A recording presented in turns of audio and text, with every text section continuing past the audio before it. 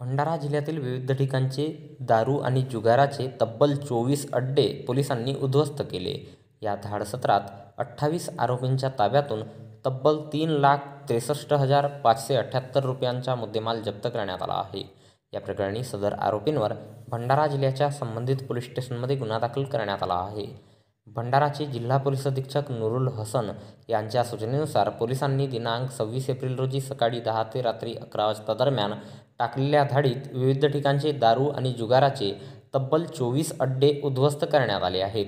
यात 28 आरोपींच्या ताब्यातून 3,63,578 रुपयांचा मुद्देमाल जप्त करण्यात आला आहे.